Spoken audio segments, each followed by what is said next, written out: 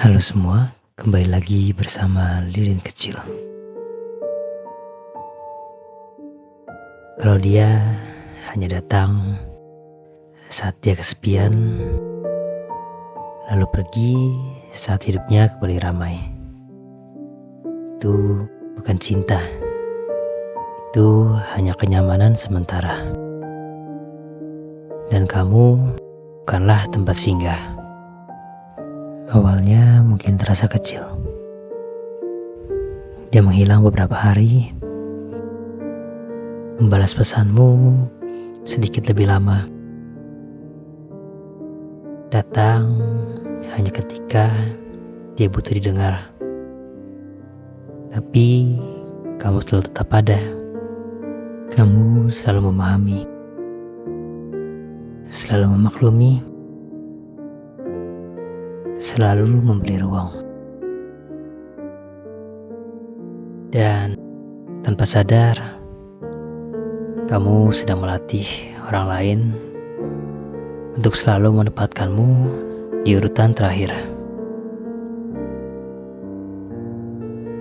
Ini adalah pola yang sering tidak kita sadari karena kita terlalu fokus pada harapan.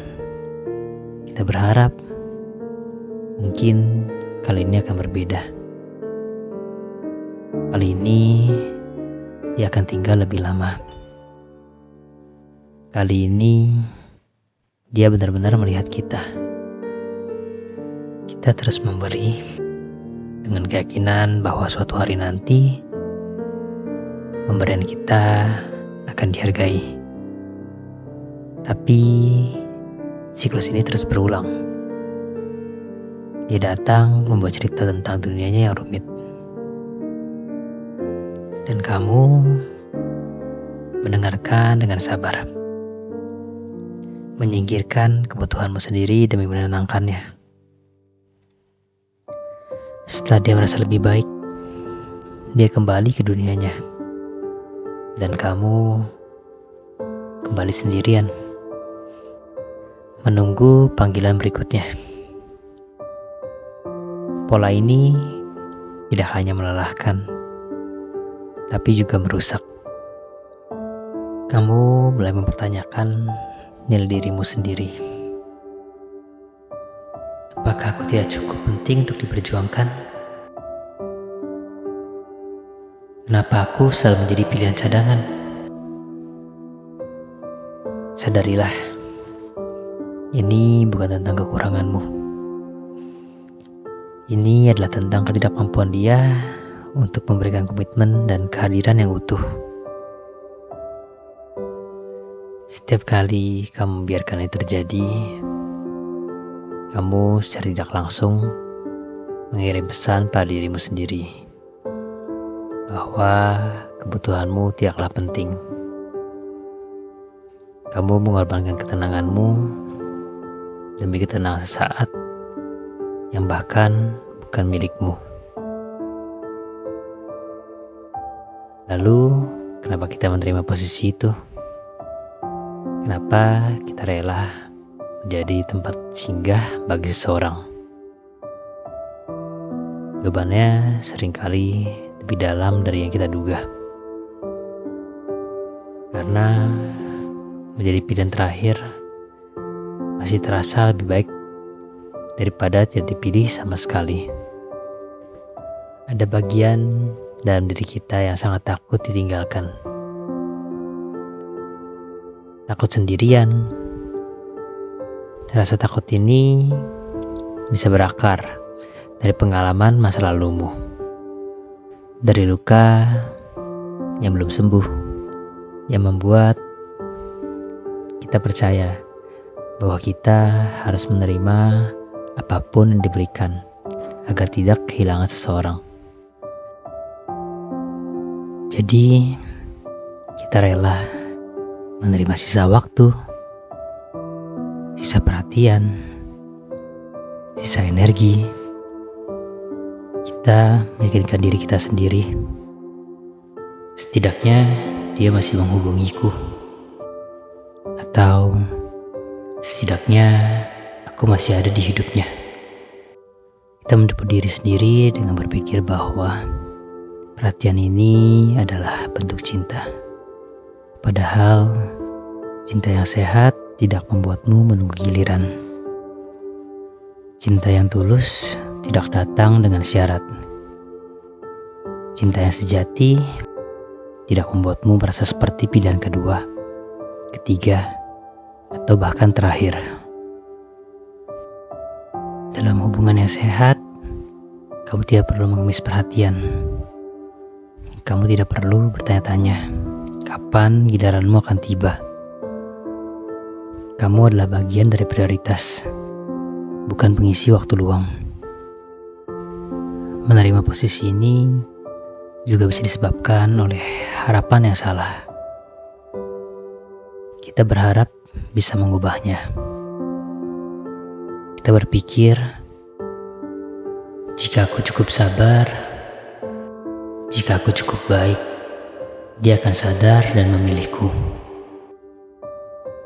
Tapi kebenarannya adalah kita tidak bisa mengubah siapapun. Orang hanya berubah jika mereka mau berubah untuk diri mereka sendiri. Dengan terus menunggu, kita hanya menunda kebahagiaan kita sendiri demi seseorang yang mungkin tidak akan pernah siap.